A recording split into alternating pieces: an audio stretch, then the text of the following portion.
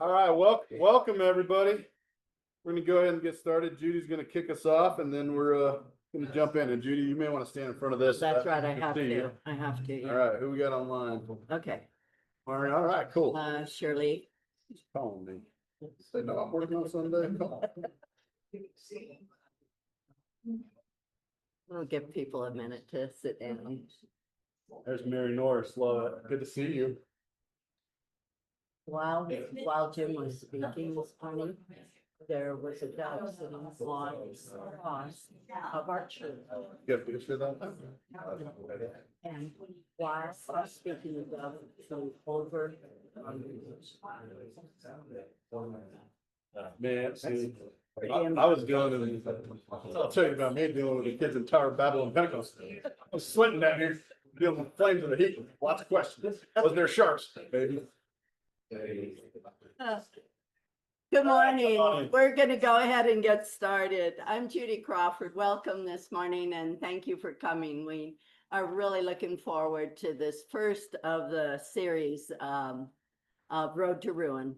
I hope the name didn't scare you away, but as many of you remember during the pandemic, when a small but creative group of members of our church presented a Zoom program each week on various topics exploring anti-racism. This group has continued to investigate ways in which we can expand our thinking and our actions to address what is presently happening in the United States. This four-part video series called Road to Ruin, How the Church Can Resist the Dismantling of Democracy, is the result of serious conversation and thought. The first four classes will each have videos we will watch, and then will be led in discussion by various church members. The fifth week will be a time when we can have a deeper discussion on what we can do as individuals, and more importantly, what our church can do as we move into this transition time as we search for a new pastor. Before I introduce Rev.Andrew Black, I'd like to read a quote from this book, From Pulpit to Politics, by pastor and activist Reverend Marvin McMickle. In 1953, Reverend Robert McAfee Brown, a noted civil rights leader who was active in ecumenical and social justice causes, writes this: "Any Christian worth his salt knows that in this day and age, there is an imperative laid upon him to be politically responsible.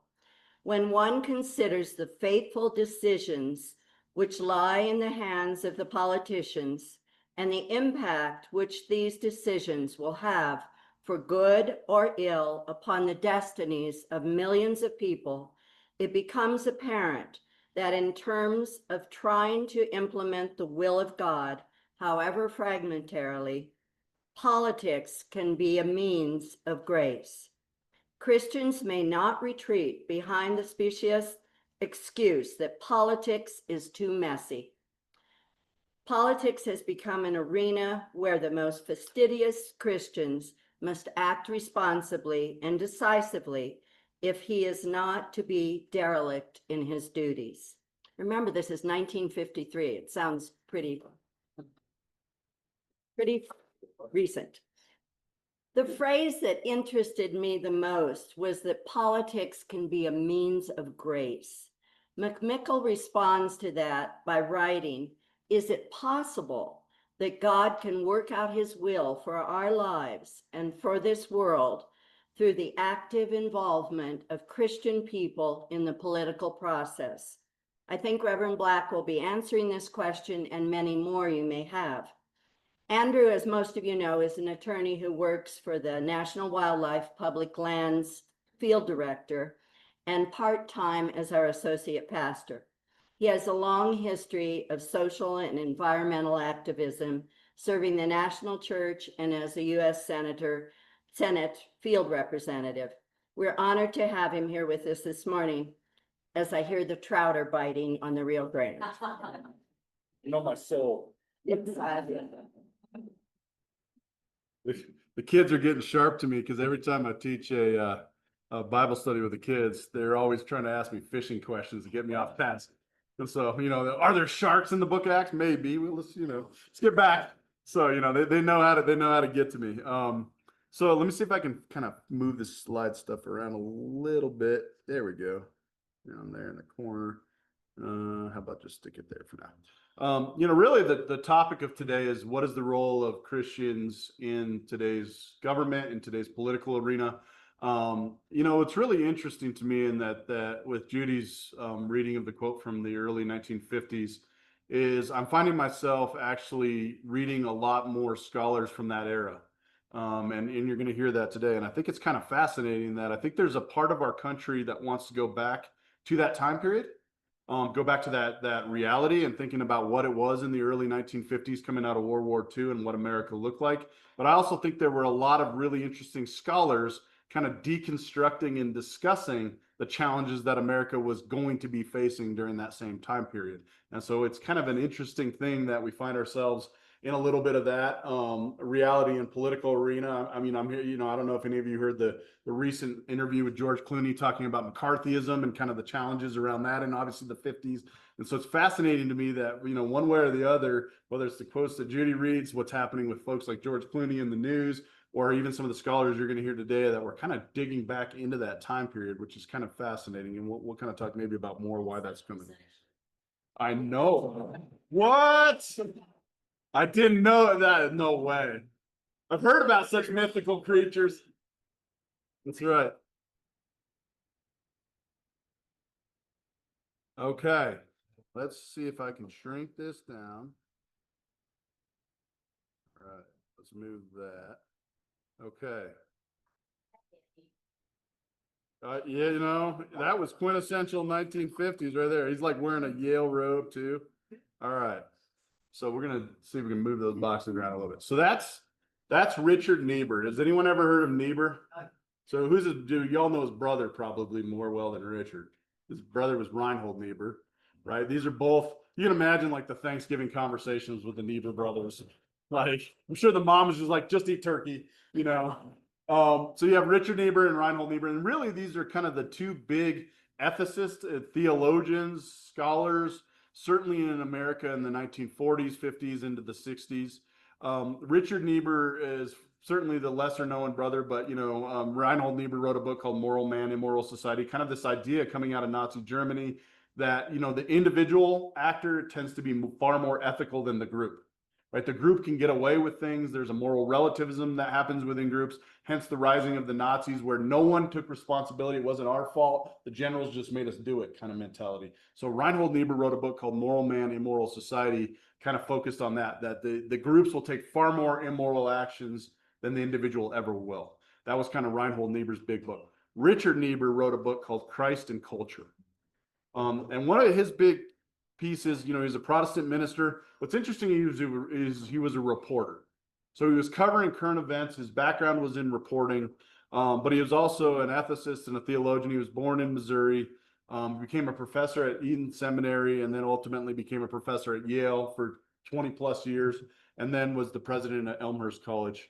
I think his big question that Richard Niebuhr asked and always wanted to know was, how do human beings respond to God, each other, communities, and the world?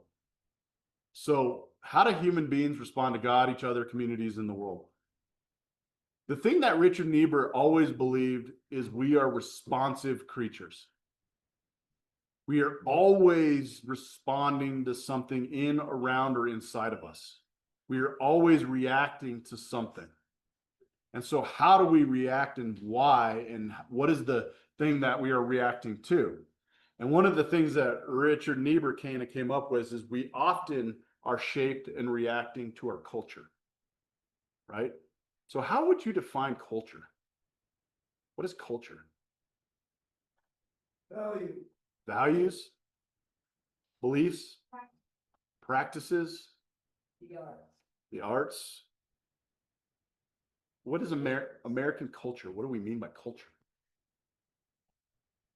The actions of society around us. Actions. It's kind of an interesting thing. We throw that term around a lot, right? Well, the First Presbyterian Church is culture, right? values, beliefs. Let's see if it pops in. It's supposed to be magical. Yeah. It's hard to define as it. Yeah, it moves, it shifts, right? Constantly. Right. You've got subcultures, cultures within a culture, right? Those affect the main culture in that change. Exactly. So you know, kind of the bigger definition, the umbrella, but you're right? It's not static. It's very organic too. It's beliefs, practices, values, customs, traditions, social behaviors, arts that help individuals and communities kind of make sense of the world, right? This is the culture we're in. I think a lot of people are struggling with American culture right now. We're trying to make sense of the world, right? Don't forget technology. Oh, that's a good one, right? That definitely was not near as prevalent when Niebuhr was working as it is today, right? Technology shapes culture. And you have cultures across generations, right? You have different, you know, generational kind of cultures that we're starting to understand and kind of dig more into about what does the millennials think and the boomers and kind of the Xers and what's on TikTok. Yeah, exactly. How is the other thing we don't really think about with culture, but it's become incredibly important is communication and the sources that are shaping the culture, right? And the sources that are not just informing the culture, but actually like forming the actual culture, right? By the news you get, the streams that you're following, the social media you're on, the influencers, right? All of that shapes culture. And so he's really curious as to what are we responding to? Are we responding to God? Are we responding to the culture around us? Are we responding to others? Are we responding to creation? Certainly that's a big part of culture too. Climate, right? Weather and bigger climate change episodes and hurricanes and what do we make sense of? Some people are denying that it's happening and other people are losing their houses. And it's just, how do we deal with all of that and make sense of the world around us? So he kind of looks at and he steps back. And the thing that, you know, I really like to read writers that step back and kind of almost sort of like pathologists. They look at the body of what's going on in the society, just like they would look at a person. And having a doctor who's a pathologist is really valuable because they may say, well, this is what's going on with your heart, but that's how it affects your brain. This is what's going on with your intestines. And they kind of look at the whole system. You know, another writer named Walker Percy was an amazing pathologist who wrote on kind of the spiritual body of America and pathologically, like what is happening. Really interesting writer. Niebuhr was a bit like that. He would stand back and look at the body of what's happening in American culture, what's happening in Christian culture. And so he stands back and says, look at the history of Christianity. What do we notice with the trends? And he comes up with Christians have tended to kind of do the following things with culture around them. There's Christ against culture. There's Christ of culture. There's Christ above the culture. There's Christ in culture that are living in paradox. And then there's Christ transforming culture. And as we talk today, he doesn't really set a value. He doesn't say like, this is the better way to be a Christian. He just says, this is the pathology of the Christian faith. If I were to look at the body of Christ, this is what I would notice on how it deals with the culture around it. And as we're talking today, kind of think about where you are, right? Like, how do you resonate with this? So the first one we have, let's see if I can get that to move a little bit without muting myself or something. Okay. The first one we have is Christ against culture. You know, this probably makes sense to a lot of folks. Like, it is in opposition to the world around it, right? We have to live very different. We have to live separated from that society is secular. We're going to be off to the side. The society pretends to be more fundamentally corrupt, not living into our values. What are examples that you would think of something like Christ against culture? The close-in at USAID. Interesting. Maybe so. Well, I think you can look at certain groups. I'm thinking of in the Midwest, for instance, the Mennonites and the Amish that do things very differently. That's right. Purpose. I mean, their dress is different, their way of life is different, and I mean they purposefully are not accepting some things that Technology, Yeah. right? Yep, that's right. I mean, Exactly. So you've got, horse and buggies. right, you had the desert mothers and fathers who in the early 3rd century would move out and they would just, we're not going to live with Christian churches and we're going to go live in the desert as a hermit and we're going to define ourselves kind of against that, right?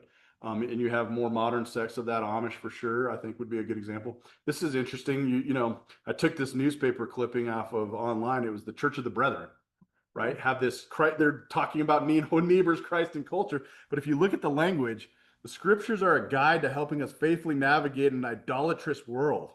As we read the Bible, we can see that it takes a mixed view of human culture, and many elements of culture can be affirmed, but we must avoid other critical elements. Right? So this is from 2002, a sermon series that the Church of the Brethren at Grantham Church are doing. And they're using Niebuhr to talk about, we're going to kind of put ourselves against, right? This is a critical, I mean, just look at the title, A Fallen World, right? This is not going to be like, we agree with any of that. We're going to stand outside of it, right? We're going to define ourselves against that culture. The positives, I think, in the thing that Niebuhr, talks about is it's distinctive. Our faith is very clear. We know our rules. Things are more black and white. What's in, what's out, who's in, who's out, what you got to do to live with us in community or not, right? Monastic life, for example. I used to go to Abbey of Yosemite, Kentucky. Very similar, right? They're cloistered off in the monastery. They rarely can leave. They have to follow the rules of the abbot, and then even more extreme, you become a hermit, right? Like Thomas Merton ultimately did it. And even more against the culture of even the monastery, right? You become that hermit. The challenge is, of course, isolationism. And this idea that Christ calls us to live in community, that Christ calls us to spread the gospel and evangelize, that Christ calls us to go out into the world. It's a tension, right? So you kind of see that, but this is just, again, these paradigms. And sometimes some faith-based organizations can manipulate and not in a positive way some of these very things. Absolutely. Like I could think of a certain church nearby that they accumulate tremendous amount of wealth, and they're known for their strong, far-reaching wealth. But that's part of their culture. Mm-hmm. Sure, prosperity, right? Absolutely. They have an unbelievable amount of money, and they don't necessarily use it in what we believe Jesus, mission was. They're not reaching out to the needy. Right. Right.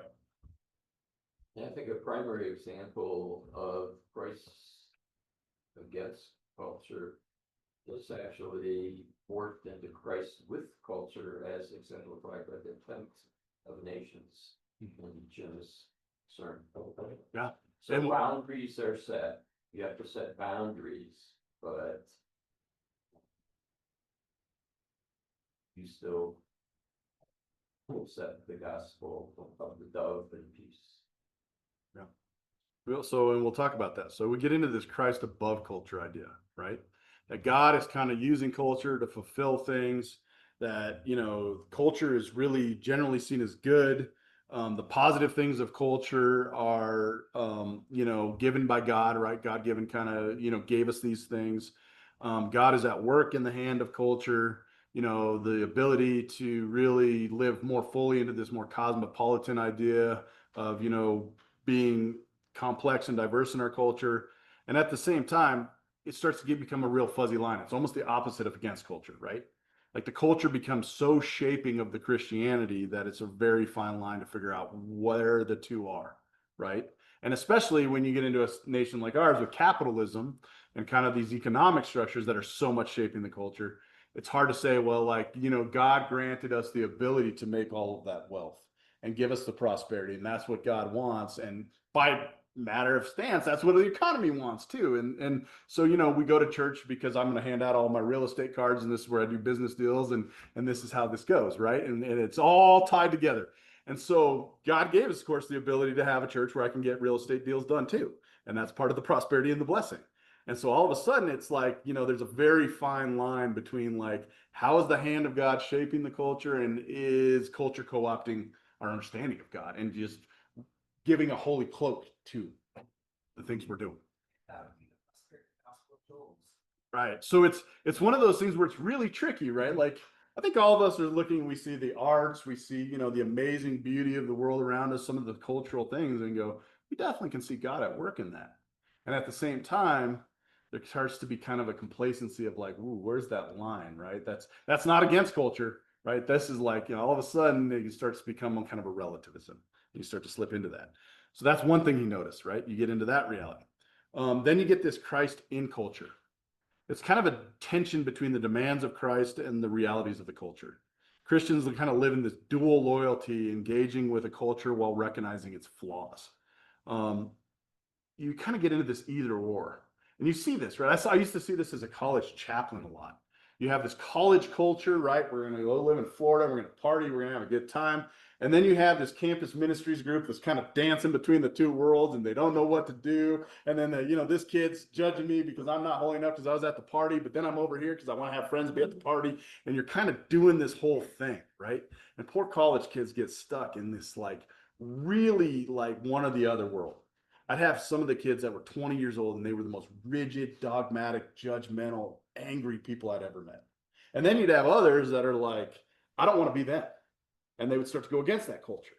And so at campus ministries, it was a real big struggle of how do we help kids have boundaries and understanding and firm grounding and understand what the rules are and aren't and how to work through all this stuff, but at the same time, not become so rigid and dogmatic that it's an either or. And that they're turning other people off of the faith and that they're judging others. And I always told kids, I want good people in a party. If there's going to be a woman who's in trouble and maybe gets sexually assaulted, I want good people to help her out and get her out of that room. And, that's different though, right? That's a transforming culture model, right? As opposed to an against. And so how do we deal with these things, right? And you can see this in our society where you see churches doing this, right? All of a sudden it's super with culture and all of a sudden it's flipping against it. And it's you see this happening all over. And all Niebuhr is doing is saying, this is what's real. This is what we see happening. All right. Christ transforming culture. Kind of envisions that Christ is the redeemer of culture, actively working to transform societal structures in line with the gospel. The idea is kind of this social gospel idea, right? That, we need to be the hands and feet of Christ. We need to be out in the world making a difference. We need to be working for justice and love and compassion and faith and hope. And that Christ needs to not accept the culture, but not also distance itself so far that it's no longer in the culture. It's that kid at the party trying to help other kids not make bad decisions or help people that could be victims or hurt in the world, so to speak, right? That you're going to go out there and you're going to transform the culture around you. And the positives is exactly that this is a faith that makes a difference in our world. This is a faith that fights for those who are weak and vulnerable, that are the outcasts, that are on the margins, that it's going to make a difference. The challenge, of course, becomes we become overconfident in our ability to think we can change everything. And then we get hopeless. And then we get frustrated. And then we get angry. And then we become despondent. And we're like, we can't do anything. And look how broken all the systems and structure. And we put our hope in faith and politics. And we think that, if we just get the right leader, human sin will go away. And then we get disappointed. And so that's the challenge, right? Of this paradigm. John Calvin in Geneva very much kind of embodied this. Presbyterians, I think, probably very much are in this case, Christ can't transform culture. I know that's a lot of sometimes where I come from, but I also feel those same things, right? These political structures, these systems, these church systems, they're so frustrating. They're so hard to change, right? And we get into those kind of mentalities where you put a little too much emphasis on the human side of things, that it's us making the change, that it's us fixing these broken systems. And then when it fails, we realize again how much we need God, and it's not about us. We come back and dance between us. Anyone resonate with that a little bit? Yeah, that's what Niebuhr kind of saw. And he saw Presbyterians, he kind of saw Calvin, some of that. Then you got this Christ of culture. Christ of the best elements of culture, emphasizing harmony and integration. It affirms what's good and true of cultural achievements. Celebrating the common values, right? This becomes so intermeshed with the culture that you become kind of everything and nothing at the same time. You're celebrating everything. You're so multi-faith that you don't even know what your Christian faith is about. You're kind of in this dance. And we see this too, right? Unitarian Universalists, maybe more along some of these lines, right? Of everybody, wherever you are, it's all good. We're not going to hold you to dogma and doctrine and belief sets. We're not going to say this is the common values that hold us together. It's just bring whoever you are. And there's an acceptance and an inclusion with that. And at the same time, it's what do you stand for? I think a little bit of what you see with this is a little bit of the Democratic Party. Identity politics. Who can speak? Who's the legitimate person to say anything for this party?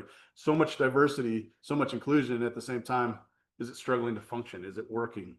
Who can, if somebody's not a Latina woman, can they speak for me? And who can speak for this person? And how do we get into that? You don't see as much of that on the other side of the partisan equation, right?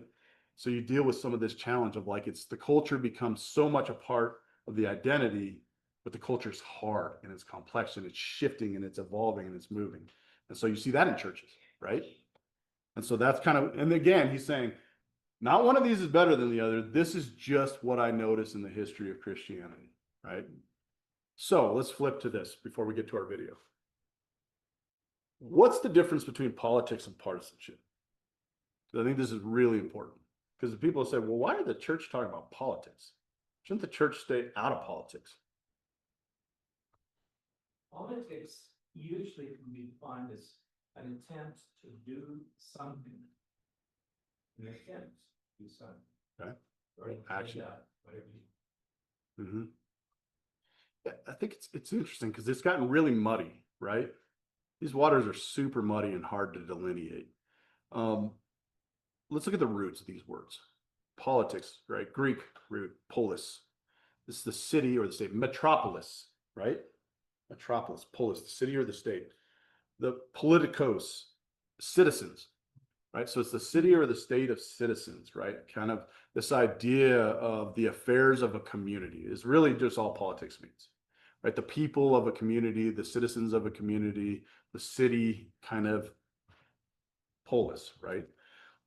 And the focus tends, of course, then to be on governance, organization of society, policy making, resolution of conflicts, problem solving.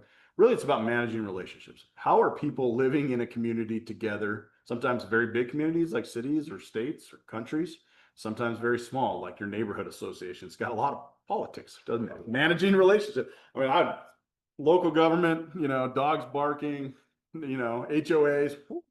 That's like, that's hardcore politics. So, but it's managing relationships, right? And oftentimes you hear people like, I hate politics. Usually what they're talking about is that. I hate managing relationships. I can see where we need to get to be, but so-and-so is blocking it because of this. So-and-so doesn't feel included. So-and-so didn't get their idea in, and I hate, usually it's managing relationships. When you hear about church politics, that's pretty much usually what we're talking about. How are we managing relationships? The choir doesn't want to wear these robes. This person wants to wear these robes, and just like, oh God, and all the politics start to blow up because really what you're talking about is managing relationships in a community, right?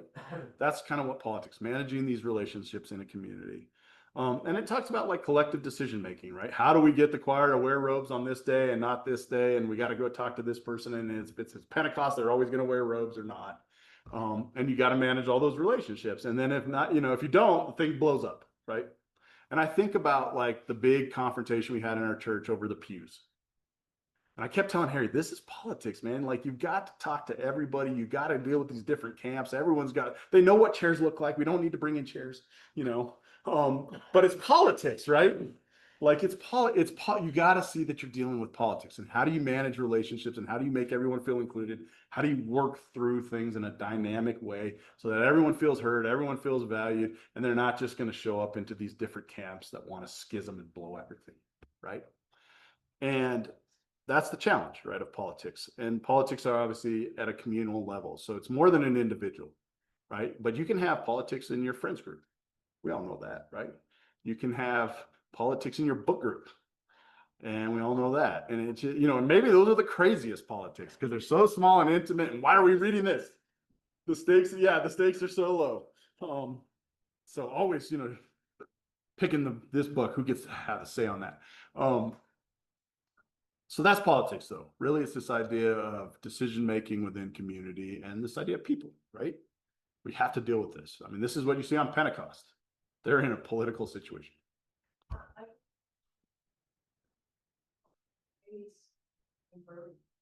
Where somebody is saying that this big beautiful bill is anti-Catholic, installing the Catholics it's in front of section C. I think I was just scanning the paper, but somebody's getting down to the nitty gritty of the Catholic control against. Yep. This. Well, yeah. So that gets into this. So politics and partisanship are kind of interrelated but separate, right? And this is where in our country, this has gotten really melded, right? Some of you all may remember a time when there was some separation here, and now it's like, oof, So partisanship has a really interesting root, I think. It means pars, right, in Latin, which means part or a side, one part of the whole. And the identity and the idea is that there's division into different parts. And then, and obviously Latin's very strongly rooted with Italian. So this partigiano is someone who's a member or supporter of a specific cause, faction, or side in a conflict. And those are some of the earliest roots of partisanship, is that you pick a side and that's only one part of the whole, right? So partisanship. There's a loyalty and allegiance to one side. This is it. We are pro pew or pro chair, right? That's it. There's no in between. And it often comes at the expense of other considerations or interest, right? No one ever said we should get futons, right? Can't even have that idea. That camp's cast out. So, this idea that we have these common interests, but the ideological dominance starts to take shape, right? Like, I don't really care about what's good for the community or the polis or the people, right? I only am going to vote Republican. I'm only going to vote Democrat. I'm only pro pew or pro chair. That is it. I am one part of the whole and I know my part, and it doesn't matter about any of this other polis stuff. Common good, the greater amount of people, the bigger city that's at stake, the nation that's at stake. I know who I am and I will pledge my allegiance to that, and there's no questioning it. I know my part. My part is this. I may agree with this other stuff, but I don't care because I'm loyal to this. And if they say don't vote for it, I'm not voting. And we see where we are, right? Winning becomes the goal, not problem solving, not what's in the greater good, not what's for the best of the nation or the city. It is fundamentally about my side wins, your side loses. That's it, right? So that's kind of the distinction. So is partisanship considered a negative aspect? I think it's considered part of a natural consequence, I suspect, of politics. But politics obviously being the overarching umbrella of like, what is the greater whole? What is the, it's not divided, right? You can have politics of a book group, but everybody works in problem solving and collaboration. And there's maybe some different factions or camps, but people are willing to work it out. When the camps become so zero sum, all or nothing, black and white, then you're just in partisanship and there's almost no ability for politics to even function.